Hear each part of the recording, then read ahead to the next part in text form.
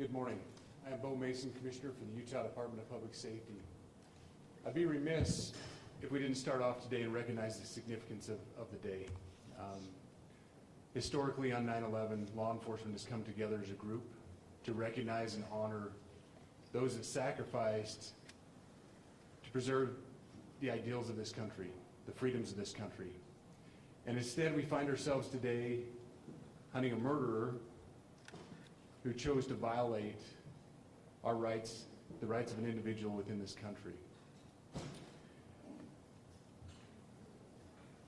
Just to recap yesterday's events, at around 12:20 p.m., political influencer Charlie Kirk was at Utah Valley University participating in a student-sponsored event with Turning Point USA.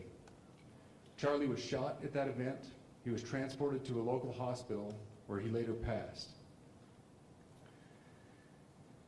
Last night, his body was moved to the state office of the medical examiner.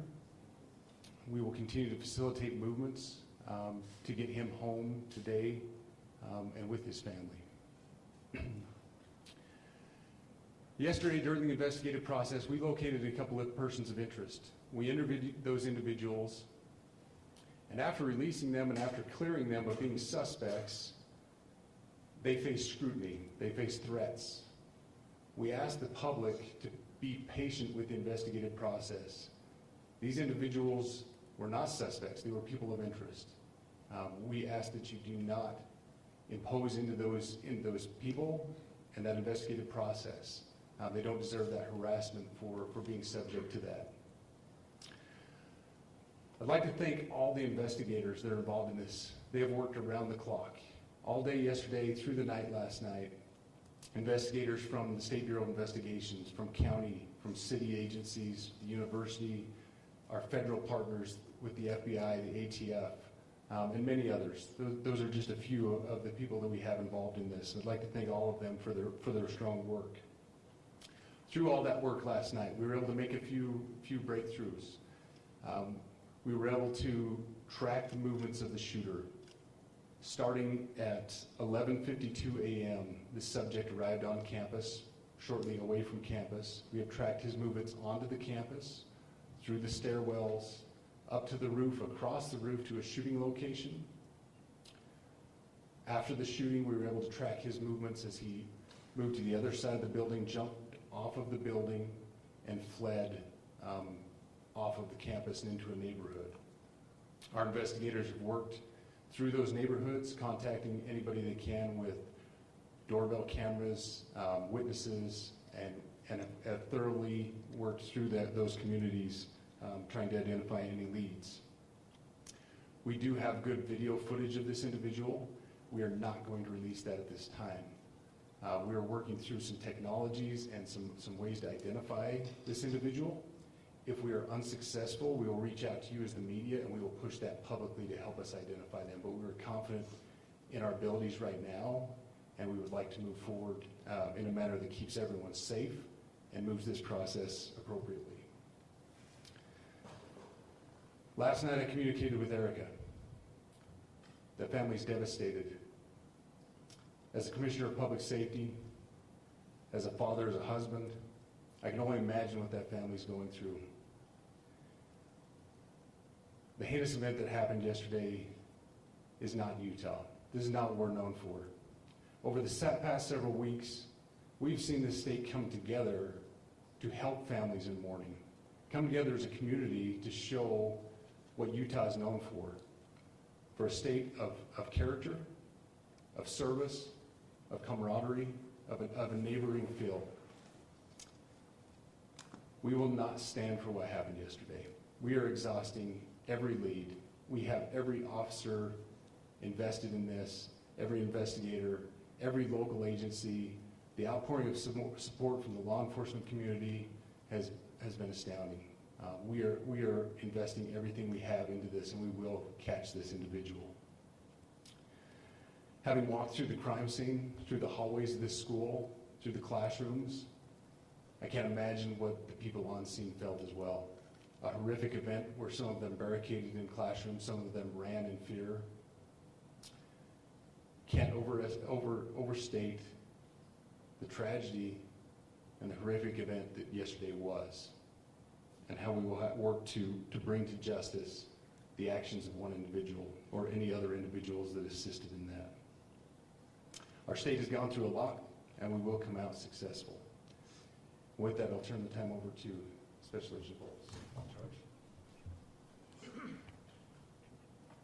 Good morning. My name is Robert Bowles, and I am the Special Agent in charge of the Salt Lake Field Office. Following yesterday's tragic shooting of Charlie Kirk, FBI agents have been working around the clock in coordination with our law enforcement partners. We are and will continue to work nonstop until we find the person that has committed this heinous crime and find out why they did it. This morning I can tell you that we have recovered what we believe is the weapon that was used in yesterday's shooting. It is a high-powered bolt-action rifle. That rifle was recovered in a wooded area where the shooter had fled. The FBI laboratory will be analyzing this weapon. Investigators have also collected footwear impression, a palm print, and forearm imprints for analysis. Now, I understand there are a lot of questions about motive. I assure you that all leads, tips are being fully investigated. As of this morning, we have received more than 130 tips. We thank the community for that. The FBI has brought every resource to bear, and we will continue to do so throughout the course of this investigation. The FBI's mission is to protect the American people. It's to uphold the Constitution of the United States. Any attack on the First Amendment is an attack on the very foundation of our democracy. That is why we will relentlessly pursue this case and the shooter until we find him. We also continue to grieve with the family and the community. It's our community. If you have any video or images from the shooting, we ask you to please submit them to our digital media tip website at www.fbi.gov/Utah Valley Shooting. You can also call the FBI at 1-800-CALL-FBI. We truly rely on the public's help in these types of cases, and no tip is too small or insignificant. Thank you. Commissioner James Matthews from Sky News. Can I ask about the shooter? There's clearly information about him or her. You say you're confident at this stage in terms of tracking down who they are. Can you talk to us about their movements, their demeanor? Do you think it's a man? And also, can I ask, what were the security arrangements in place? Was that roof being monitored? It's a question many people will have, particularly after Butler. So what I'll release about the suspect is suspect blended in well with a college institution. We're not releasing many details right now, and we will soon, but right now we're not. But that individual appears to be of college age. We are confident in our abilities to track that individual. If we're unsuccessful in identifying them immediately, we will reach out for the public's help and the media's help in pushing those photos. That was a new development overnight, working through the night, studying those cameras. So that's something that's new and that we're working through right now. As far as the security, I cannot speak to that. Neither the Department of Public Safety nor the Federal Bureau of Investigation was involved in the planning or security of this event, and that'll have to be a question later for other agencies. Man or woman? I wanted to ask you, you mentioned that you found the gun in a wooded area. Do you believe that the suspect could be hiding in the woods, and is that suspect possibly still in this area? So that's a good question, and it's a question that goes to the safety of the community, right?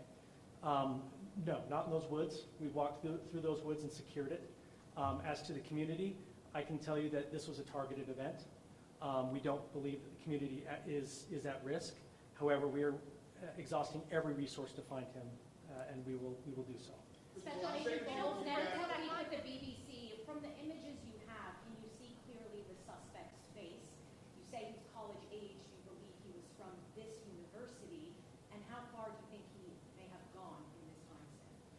So I can't comment specifically on his face or any details such as that, as it's continuing to be a part of the investigation, and again, we'll release that shortly.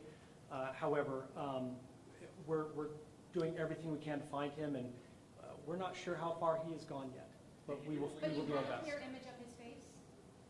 We have images of the suspect. So, Can you with trace the those gun's images and owner? the gun that you've been able to recover, do you believe you know who this person is, the person that you're looking for at this point? Again, as part of the investigation, we're not releasing any details such as that right now. Any fingerprints or DNA? We are exhausting all of our resources to be able to collect those, but that's, again, part of the investigation. Have you been able to trace back the owner of the gun? Excuse me? You said you found the weapon. Have you been able to trace back the owner of that weapon or who purchased it? We are working on that, but again, part of the investigation that I can't One last question. Agent Bowles, there's been a lot of turnover at the FBI. Do you think that's impacting the investigation at all? Not at all. We've got complete and total support from everyone, from the director on down, and it's been an incredible supportive environment so far. Are tweets like the one yesterday useful, though, where we announced that there's a suspect in custody? All I can say is that we're working the investigation the best we have with the environment we're given. So, Those thank are all you. the questions for right now.